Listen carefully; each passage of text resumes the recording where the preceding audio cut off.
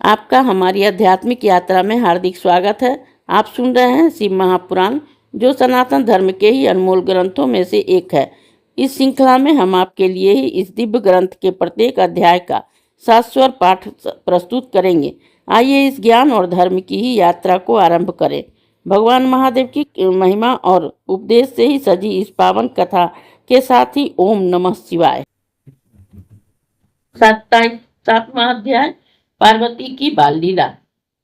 ब्रह्मा जी बोले, अब वह महाकाली भगवती एक छोटी सी कन्या के रूप में रुदन करती हुई ऐसी लौकिकी गति को प्राप्त हुई कि बिना तेज से मैना की सैया के चारों ओर प्रकाश फैल गया।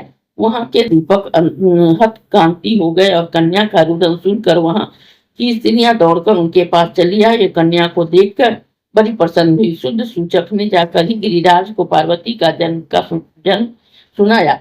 गिरिराज ने उसका ऐसा अमृत वचन सुनकर इच्छत छोड़कर उसे सब कुछ देने को कहा। फिर अपने पुरोहित को साथ लेकर राजा वहां गए जहां कन्या का जन्म हुआ था। नीलकमल के समान ही श्याम वर्ण वाली मनोहर और नेत्रों को सुखदायक ऐसी कन्या को ही देख गिरिराज के हर्ष की सीमा न रही। वे प्रसन्न हो अनेकों प्रकार के मंगलाचार और उत्सव के बाजे बजवाने लगे। हिमालय ने अपने द्वार पर ही बड़ा उत्सव किया और भिक्षुओं को बड़ा दान दिया। फिर ब्रह्मादिक देवताओं और मुनियों ने आकर ही सब संस्कार पूर्वक उनका काली, महाकाली इत्यादि नाम रखा। पश्चात कालिका देवी बड़ी शीघ्रता से हिमालय के गृह में बढ़ने लगी। चंद्रमा की भांति सुंदर रूप धारण करने लगी। नगर के लोग पार्वती तथा कोई सुशीला और कोई बंधु प्रिया भी कहने लगे।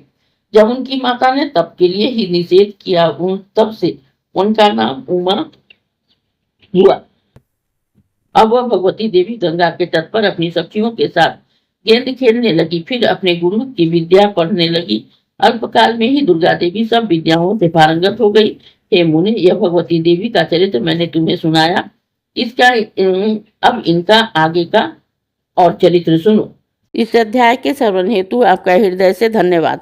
हम आशा करते हैं कि शिव महापुराण की यह दिव्य कथा आपको आध्यात्मिक शांति और गहन ज्ञान प्रदान कर रही होगी। कृपया अगले अध्याय के लिए हमारे साथ जुड़े रहें और अपने सुझाव एवं भावनाएं कमेंट के माध्यम से अवश्य साझा करें। धर्म, भक्ति और ज्ञान की इस पावन यात्रा में आपका साथ हमारे लिए अत्यंत मूल्यवान है। ओम नमः शिवाय। यदि यह प्रस्तुति आपको पसंद आई हो, लाइक करें, कमेंट करें, सब्सक्राइब जरूर करें, बेल आइकॉन दबाना ना भूलें ताकि अगला अध्याय आपसे छूटे नहीं।